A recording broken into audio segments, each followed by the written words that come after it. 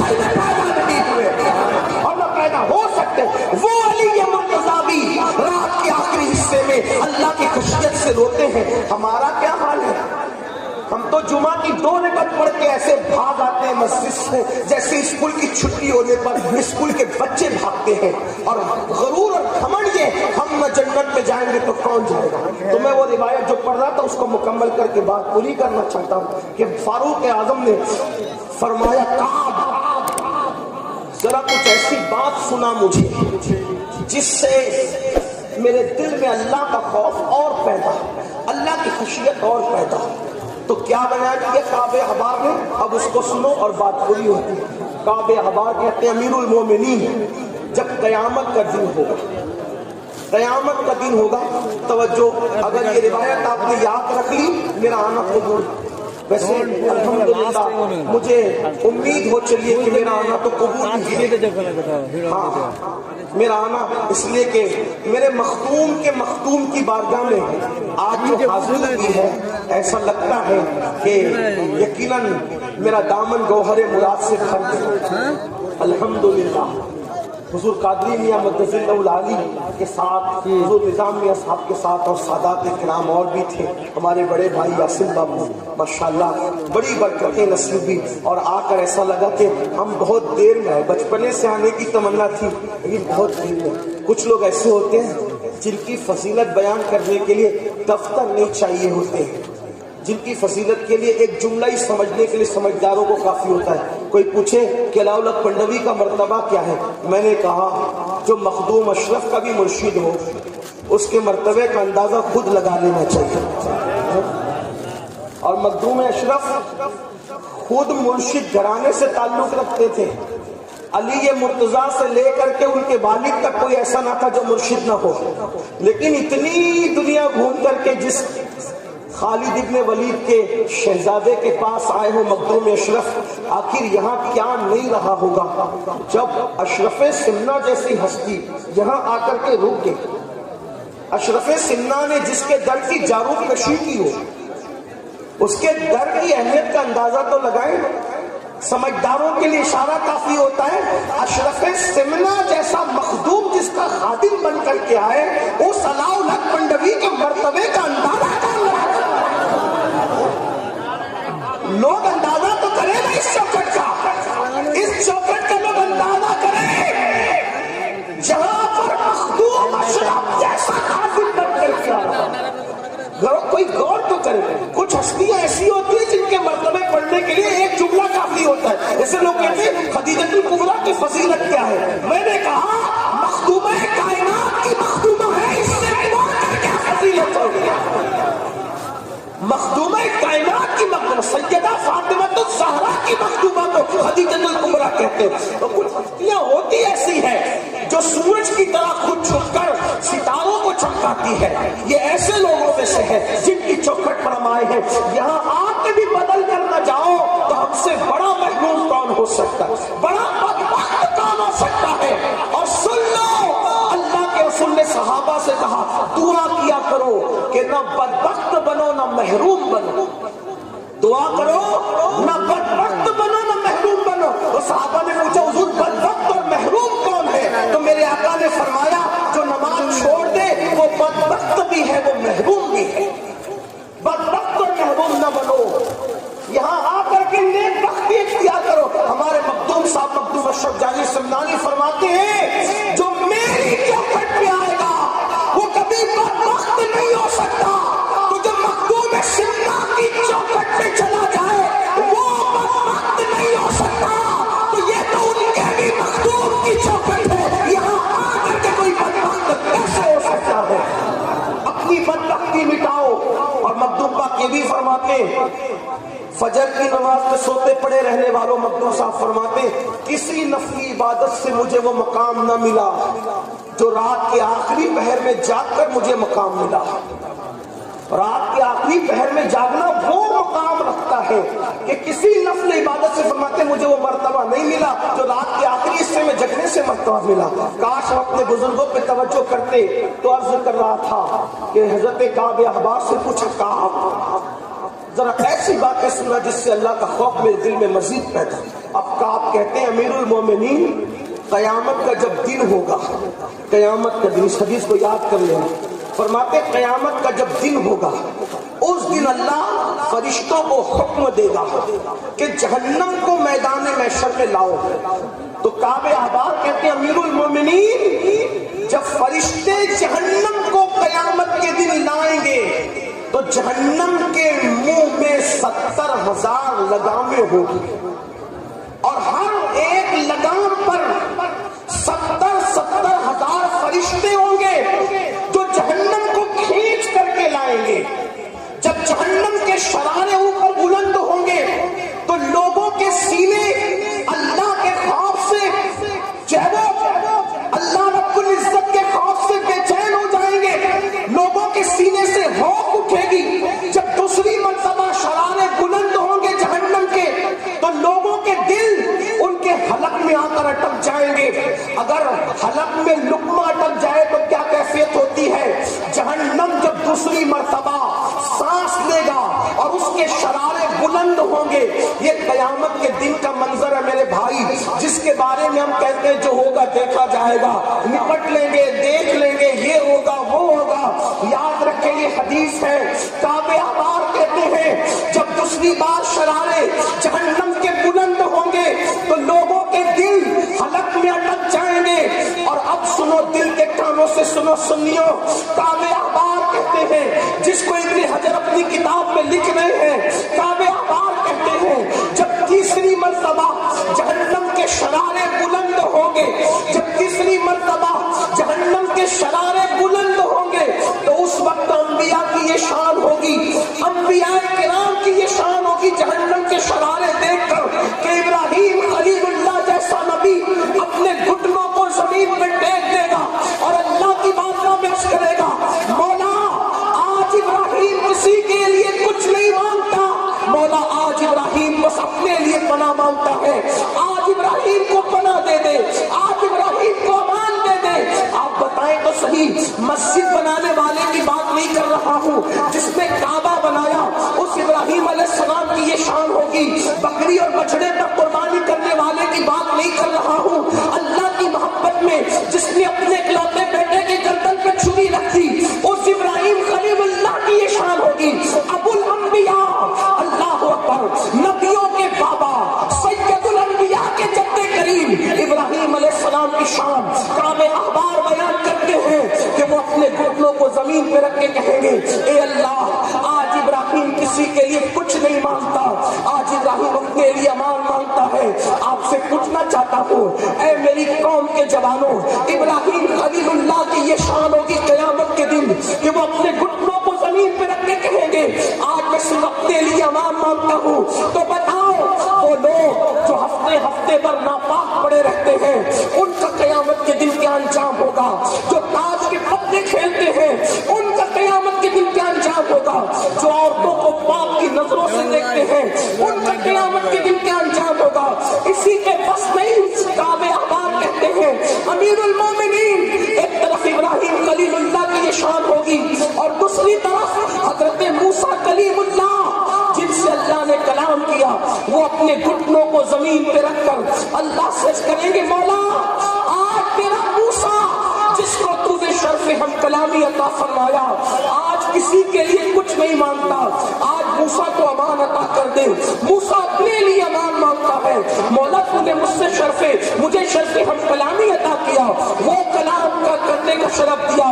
من جانب الطور الایمن وقربناه نجیا, موسیٰ طور کے دائیں طرف آؤ تاکہ تم سے راز کی باتیں کی جا سکے, تم سے پیار کی باتیں کی جا سکے, تم سے سرگوشی کی جا سکے.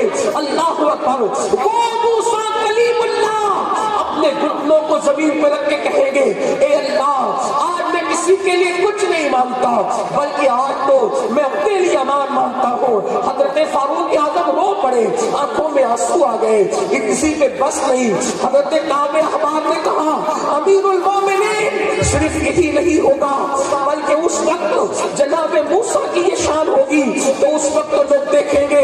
حضرت عیسیٰ کی شان یہ ہوگی کہ عیسیٰ علیہ السلام اپنے گھٹنوں کو زمین پہ رکھ کے اللہ سے عرض کریں گے وہ جہنم تخفیف دے کر حضرت عیسیٰ کہیں گے اے اللہ تو نے مجھے کنواری بطول مریم سے پیدا کیا، مولا آج میں اپنی ماں مریم کے لیے بھی کچھ نہیں مانگتا، آج میں مریم کے لیے بھی کچھ نہیں مانگتا، مولا آج تو عیسیٰ کو اپنی جان کی امان دے دے، مولا میں اپنے لیے امان مانگتا ہوں۔ مسلمانوں بتاؤ اس دن کے لیے کیا تیاری کی؟ یہی نا کہ فجر کی نماز میں سوتے پڑے ہو، ظہر اور عصر میں کاروبار میں مصروف ہو، مغرب اور عشاء میں بچوں میں مصروف ہو، بتاؤ کیا تیاری کی؟ حضور سید المعصومین ہے، دن میں 100 مرتبہ استغفار کرتے ہیں، ہم گناہوں میں پڑے ہوئے ہیں، کیا کبھی ہمیں بھی استغفار کی توفیق ہے؟ ہم بھی کبھی توبہ کرتے ہیں؟ سن لو حضرت کعب احبار نے سیدنا فاروق اعظم سے کہا امیر المومنین جب جہنم لایا جائے گا بیل کے ناک کے ایک سوراخ کی اتنا، بیل کے ناک کے ایک سوراخ کے اتنا مشرق کی طرف سے جہنم کو کھولا جائے گا، تو جتنے لوگ مغرب میں کھڑے ہوں گے ان سب کے بھیجے کھول کھول کر ان کے پیروں پہ گریں گے۔ یہ قیامت کے دن کا حال ہے۔ اور پھر کعب احبار کا تاریخی جملہ، اس پر اپنی گفتگو مکمل کرتا ہوں۔ فاروق اعظم سے کعب احبار کہتے ہیں امیر المومنین اگر آپ قیامت کے دن 70 انبیاء کے برابر بھی عمل لے کر جائیں گے تو آپ اپنے عمل کو حقیر سمجھیں گے، جبکہ غیر نبی کسی نبی کے برابر عمل نہیں کر سکتا۔ یہ انتہائی مبالغہ آپ نے بتایا کہ وہاں عمل کی حیثیت کیا ہوگی، کیا فرمایا؟ کہتے ہیں امیر المومنین اگر آپ 70 نبیوں کے برابر بھی عمل لے کر جائیں تو آپ اپنے عمل کو حقیر سمجھیں گے۔ جب 70 نبیوں کے برابر بھی بفرض محال وہاں عمل کو آدمی حقیر سمجھے تو جن کے پاس کوئی عمل ہی نہیں ہے، کوئی عمل نہیں، جمعہ کی 2 رکعت بھی ہے تو اس میں بھی پتہ نہیں کتنے خرافات کر کے جاتے، غسل بھی صحیح نہیں کرتے، وضو بھی نہیں سیکھتے، کمپیوٹر سیکھا، یہ سیکھا، وہ سیکھا، وہ سیکھا، کبھی نماز بھی سیکھی، اور بڑی سادگی سے کہتے ہیں مولانا سب چلتا ہے، کیسے بھی پڑھو اللہ قبول کرتا ہے۔ اگر کیسے بھی پڑھو اللہ قبول کرتا ہے تو پھر اللہ اپنے محبوب کو کیوں بھیجتا؟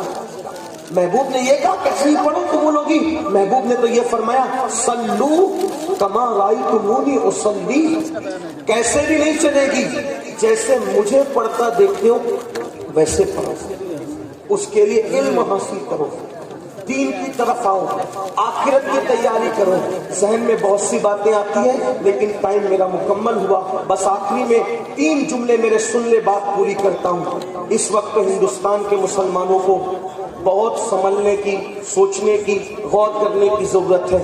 حالات نازک سے نازک تر ہو رہے ہیں، برادری کے نام پہ جھگڑا کرنے کا موقع نہیں، خطے قبیلے کے نام پہ جھگڑا کرنے کا موقع نہیں، فرقہ واریت کی بات کرنے کا موقع نہیں۔ اس وقت تو لوگوں کو چاہیے کہ سواد اعظم صحابہ اور اہل بیت کے عقیدے پہ پوری دنیا کے مسلمان متحد ہونے کی کوشش کریں، لیکن 3 باتوں پر مسلمان محنت کریں۔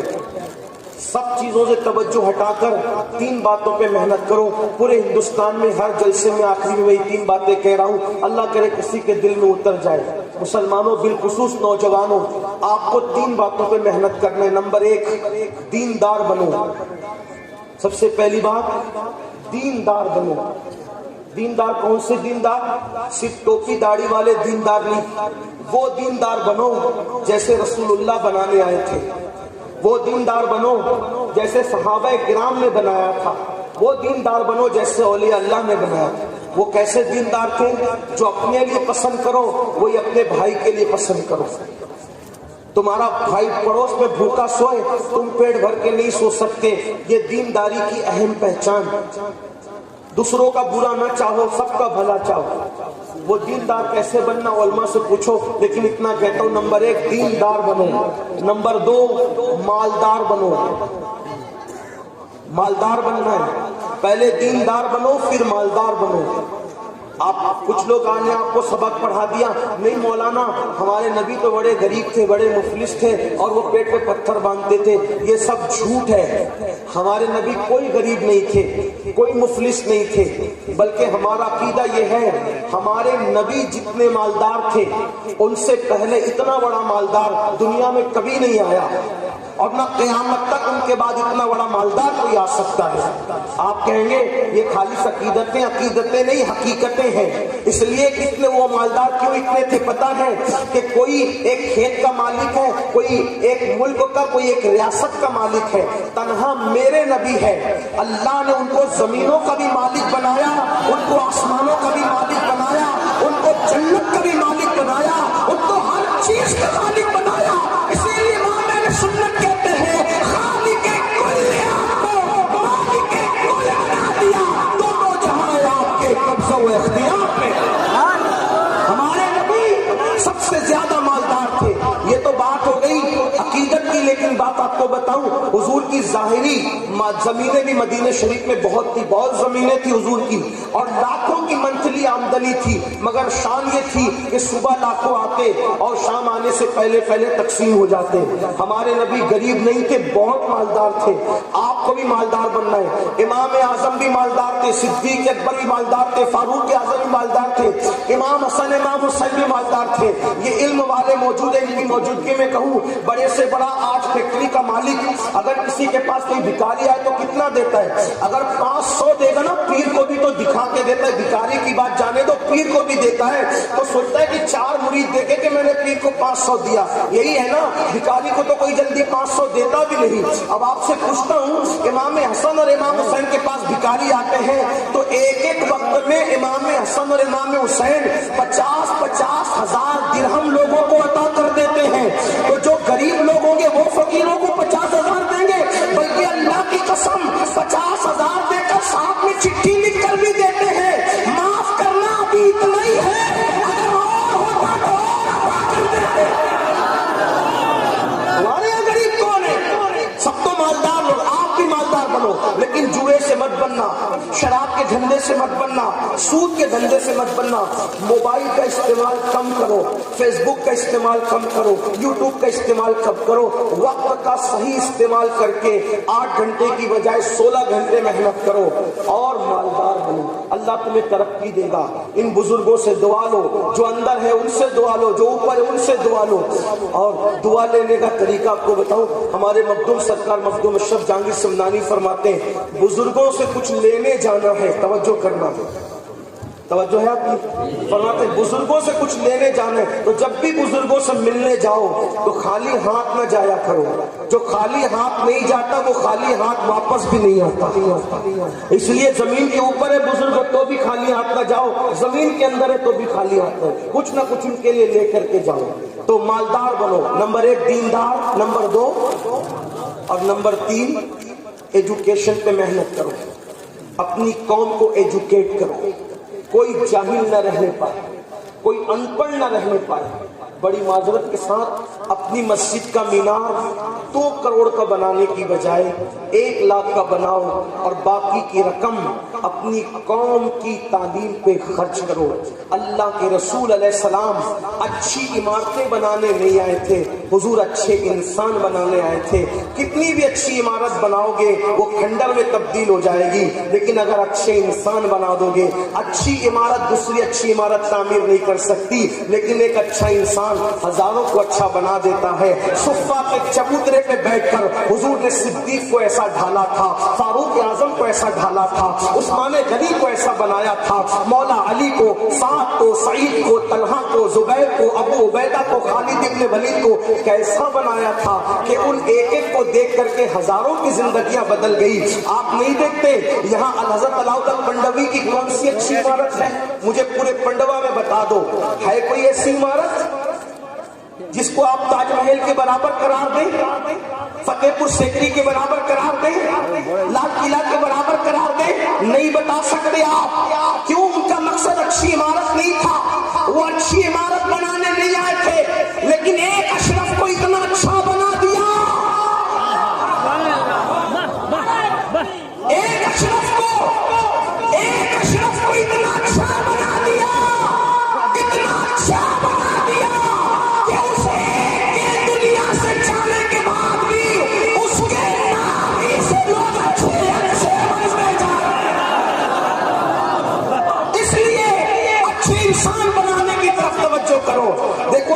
انسان اور اچھی عمارت میں فرق کیا ہے؟ تاج محل اچھی عمارت ہے لیکن اس کا فائدہ قوم کو کیا ہے؟ شاہ جہاں نے اچھی عمارت بنائی، اس کا فائدہ قوم کو کیا ہے؟ علاؤاللہ پنڈوی نے اچھا انسان بنایا، اس کا فائدہ دیکھ لو۔ یہ چمکتے ہوئے چہرے کیا اشرف کا فیضان نہیں؟ یہ محفل کی چمک کیا سرکار اشرف کا فیضان نہیں؟ کیا دنیا کے شرق و غرب میں اللہ اکبر جو سنیت کا اللہ اللہ سکہ چل رہا ہے، کیا اس میں مخدومی فیضان کی کرنیں نہیں؟ یاد رکھیں اچھے انسان بنانے کی یہ اہمیت ہے۔ تو میری گزارش ہے مسجدوں کے میناروں کو اونچا بنانے والوں، اپنی قوم کے علمی معیار کو اونچا کرنے کی کوشش کرو۔ شادی کی فضول خرچے کم کرو، جلسوں کی فضول خرچے کم کرو، اللہ اکبر، اور بھی رسومات کا خاتمہ کرو۔ آخری میں یہ بھی کہہ دوں، اپنے پیر کے مزار پر 1 لاکھ کی چادر ڈالنے کی بجائے 1000 کی چادر ڈال کر 99,000 روپے بچا کر اپنے پیر کے ایصال ثواب کے لیے تعلیم کے نام پہ خرچ کر دو، اس لیے کہ ہمارا پیر 1 لاکھ کی چادر سے اتنا خوش نہیں ہوگا جتنا 99,000 روپیہ تم تعلیم کے نام پہ ان کے نام سے خرچ کرو گے۔ اس لیے کہ میرے علاؤالحق کو، میرے مخدوم کو، میرے پیر کو میرے 1 لاکھ کی چادر کی ضرورت اس لیے نہیں ہے کیونکہ وہ جنت کی نعمتوں سے محظوظ ہو رہے ہیں، انہیں میری چادر کی کیا حاجت ہے؟ عقیدت کے لیے تو 1000 کی چادر بھی کافی ہے۔ اور باقی جس قوم کو اٹھانے کے لیے انہوں نے سمنا چھوڑا، لاہور چھوڑا، کسی نے ایران چھوڑا، کسی نے عراق چھوڑا، آئیے ہم بھی عہد کریں کہ ہم اپنی قوم کو اوپر اٹھانے کی کوشش کریں۔ دیندار بنو، مالدار بنو، ایجوکیشن پر محنت کرو۔ میں حضور قادری میاں کو اور مخدوم اشرف مشن پنڈوا والوں کو مبارکباد پیش کرتا ہوں کہ اس جنگل کے اندر اتنی خوبصورت عمارت انہوں نے بنائی اور ماشاءاللہ درجنوں بچوں کی فراغت آج ہو رہی ہے۔ اسی طریقے سے میں سرکار عقی سراج آئینہ ہند کی بارگاہ میں مخدوم صاحب کے مخدوم کے مرشد کی بارگاہ میں گیا تو میں نے وہاں بھی دیکھا انگلش اسکول کا قیام ہو رہا ہے، ادارے قائم ہو رہے ہیں۔ میری گزارش ہے رسومات پر پیسہ خرچ کرنے کی بجائے تعلیمات پر پیسہ خرچ کرنے کی کوشش کرو تاکہ ہم اپنی قوم کو منظم کر کے آگے بڑھا سکیں، کیونکہ میرے آقا علیہ السلام نے فرمایا جس نے اس حالت میں صبح کی کہ میری امت کی بھلائی پر کوئی منصوبہ نہیں بنایا فلیسا منا، وہ میری سوسائٹی کا ممبر نہیں ہے۔ کاش ایسا ہوتا کہ ہم جتنے پیروں کے ماننے والے ہیں ہم اپنے پیروں کے نام سے کالجز بناتے، یونیورسٹیاں بناتے، بڑے بڑے ادارے بناتے۔ یاد رکھیے گنبدوں کی تعمیر کے ساتھ ساتھ ہمیں چاہیے کہ ہم اداروں کی تعمیر کے لیے کمر کس لیں تاکہ ہماری آنے والی نسلیں علم کے زیور سے ایسی آراستہ ہو جائے کہ جدھر رخ کریں ادھر انقلاب پیدا ہو۔ لوگ کہتے ہیں ہم اس لیے نہیں پڑھاتے کہ نوکری نہیں ملتی۔ میرے بھائی ہم نوکری کے لیے نہیں پڑھاتے، ہم اپنے بچوں کو اچھا انسان بنانے کے لیے پڑھاتے ہیں۔ ان پڑھ کا بولنا اور پڑھے لکھے کے بولنے میں فرق ہے، ان پڑھ کے اٹھنے بیٹھنے میں، پڑھے لکھے کے اٹھنے بیٹھنے میں فرق ہے، ان پڑھ کی تجارت کرنے میں، پڑھے لکھے کے تجارت کرنے میں فرق ہے۔ اس لیے اپنے بچوں کو اس لیے پڑھاؤ کہ وہ لوگ جو ہیں وہ اعلیٰ تعلیم حاصل کر کے اچھے انسان بنے۔ آدھی روٹی کھانا پڑے تو آدھی روٹی کھاؤ۔ ہمارے ماہرہ کے مشائخ نے نعرہ دیا آدھی روٹی کھائیں گے، بچوں کو پڑھائیں گے۔ اگر آدھی روٹی کھانا پڑے تو آدھی روٹی کھاؤ لیکن اپنے بچوں کو ضرور پڑھاؤ۔ یہ چند معروضات تھے جسے میں نے اپنے درد دل کو آپ کے دلوں کی چوکھٹ پہ پیش کیا، اس امید کے ساتھ کہ اللہ تعالیٰ ہم سب کو عمل کی توفیق عطا کرے۔ گفتگو کے درمیان اگر کوئی غلطی ہو اللہ تعالیٰ اپنے حبیب صلی اللہ علیہ وآلہ وسلم کے صدقوں کو معاف فرمائے۔